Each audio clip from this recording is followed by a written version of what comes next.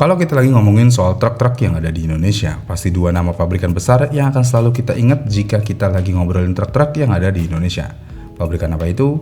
Ya, pabrikan tersebut adalah Fuso dan juga Hino. Yang mana dua raksasa otomotif Jepang ini udah puluhan tahun jadi tulang punggung logistik di negeri tercinta kita, yaitu Indonesia. Dan dua merek pabrikan tersebut juga akan selalu kita lihat di kehidupan kita sehari-hari.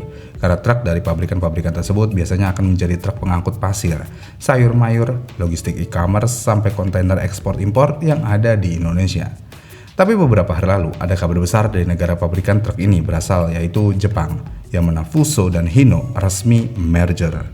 Ya, kalian gak salah dengar, dua rival abadi di dunia truk ini sekarang bergandengan tangan menjadi satu untuk memenuhi pasar truk yang ada di dunia ini. Pertanyaannya adalah, apa dampak dari merger dua pabrikan besar truk tersebut untuk pasar truk yang ada di Indonesia? Jadi Fuso pertama kali masuk ke Indonesia sekitar tahun 1970-an di bawah payung Krama Yuda 3 Berlian Motor atau KTB. Dan sejak itu, nama Fuso merajalela di seluruh penjuru negeri. Karena produk legendaris mereka seperti Fuso Cold Diesel dan Fuso Fighter sudah menjadi langganan pengusaha angkutan, proyek konstruksi, sampai distribusi barang di Indonesia sejak dulu sampai sekarang. Dan salah satu keunggulan dari truk pabrikan Fuso adalah truk-truk Fuso dikenal dengan daya tahan truknya. Dan truk keluaran dari pabrikan Fuso juga dikenal sangat mudah untuk dilakukan perbaikan jika terjadi kerusakan. Selain itu, bengkel resminya juga tersebar luas ke penjuru negeri dan spare part dari truk-truk Fuso ini juga sangat mudah didapat. Lalu untuk pabrikan Hino, pabrikan ini juga masuk ke Indonesia lewat PT Hino Motor Sales Indonesia yang bekerja sama dengan Indomobil. Dan kalau Fuso kuat untuk di kelas medium dati dan light dati, Hino punya kekuatan di sektor heavy dati dan bus. Dan produk unggulannya seperti Hino Ranger atau Hino Dutro berhasil mencuri perhatian para pengusaha truk dan bus yang ada di Indonesia. Karena truk dan bus keluaran Hino ini dikenal irit, kuat, dan punya teknologi Jepang yang bisa dibilang cukup canggih dibanding kompetitor lainnya. Dan selama 2 dekade terakhir, Hino bisa dibilang berhasil menggoyangkan dominasi Fuso dengan strategi yang lebih pintar. Karena Hino bisa memberikan harga yang lebih kompetitif, layanan after sales yang lebih baik, dan unit-unit truk yang cocok buat pengusaha kecil sampai besar. Dengan kelebihan dan keunggulan dari kedua pabrikan truk tersebut, bisa dibilang Fuso dan Hino saling sikut di segala lini untuk bisa menguasai pasar truk yang ada di Indonesia. Dan saking kuat dan besarnya kedua pabrikan ini ada di pasar Indonesia, kalau kalian lagi jalan-jalan ke pelabuhan, proyek tambang, atau sentral logistik, pasti dua merek ini selalu saling berjajar satu sama lain. Karena emang kedua pabrikan ini adalah pilihan favorit bagi para pengusaha truk ataupun pengusaha logistik yang ada di Indonesia. Namun walaupun info merger ini masih bisa dibilang akan berlaku di tahun 2026, tapi bisa dibilang persaingan ketat ini akan resmi berakhir dan pasar truk di Indonesia bakal berubah besar-besaran untuk kedepannya. Tapi sebenarnya apa sih alasan kedua pabrikan besar ini harus melakukan merger untuk pasar global? Jadi alasan utama kenapa Fuso dan Hino memutuskan merger adalah karena tekanan global, yang mana industri otomotif kendaraan berat sedang mengalami transisi besar-besaran di era sekarang ini.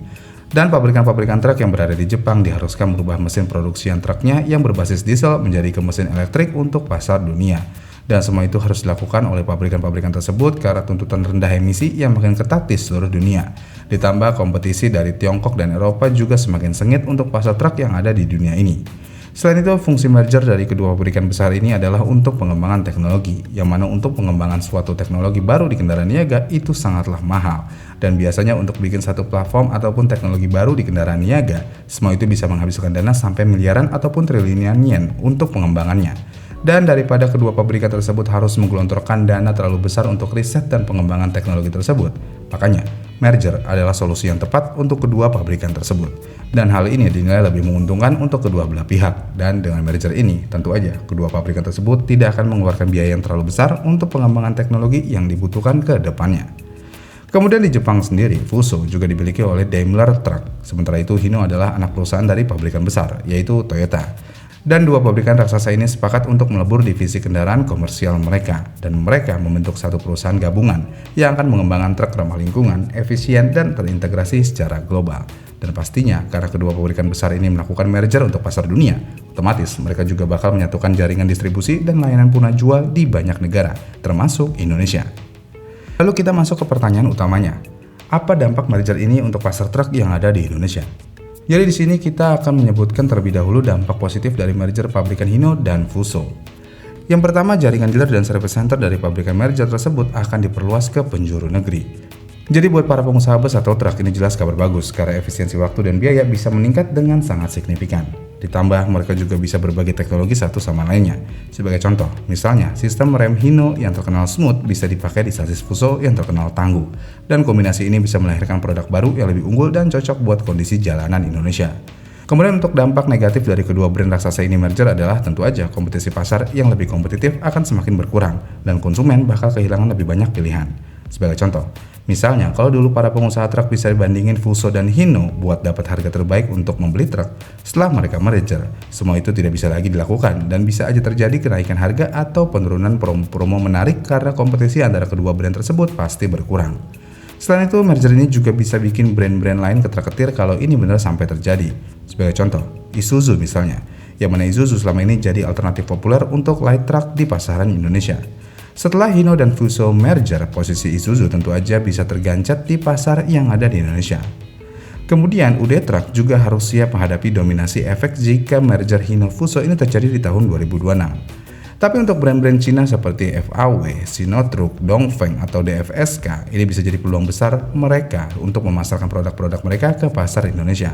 Karena kalau Fuso dan Hino setelah merger mulai menaikkan harga, karena pasar Indonesia hampir sebagian besar mereka yang kuasai, bisa-bisa truk Cina akan makin dilirik oleh para pengusaha truk yang ada di Indonesia. Karena truk-truk Cina ini pasti akan memiliki harga yang lebih kompetitif dibandingkan truk-truk merek lainnya. Tapi dibalik itu semua, jika merger ini beneran akan terjadi di tahun 2026 nanti, seharusnya pemerintah Indonesia juga harus mengambil kebijakan untuk menanggapi merger yang akan dilakukan Hino dan Fuso ini. Kenapa? Ya karena KPPU atau Komisi Pengawas Persaingan Usaha harus memperhatikan pergerakan pemasaran truk-truk yang dipasarkan oleh Fuso dan Hino harus tetap seimbang dan adil seperti sebelum mereka melakukan merger. Jangan sampai merger ini menciptakan monopoli terselubung dari kedua pabrikan besar tersebut untuk pasar Indonesia. Yang mana kalau ada sistem monopoli terselubung yang akan dihasilkan dari merger kedua pabrikan besar ini, tentu aja konsumen akan sangat dirugikan dengan merger Fuso dan Hino ini. Selain itu, Kementerian Perhubungan dan Kementerian Perindustrian mungkin juga harus mendorong agar hasil merger ini mendukung industrialisasi lokal. Misalnya seperti merakit truk di Indonesia dan menyerap tenaga kerja lokal di pabrikannya. Dan ini semua tentu aja merger yang bisa menguntungkan untuk warga Indonesia jika semua ini terjadi. Iya kan? Gimana menurut kalian dengan mergernya Hino dan Fuso ini? Komen di kolom komentar di bawah ya, dan sampai jumpa di video selanjutnya.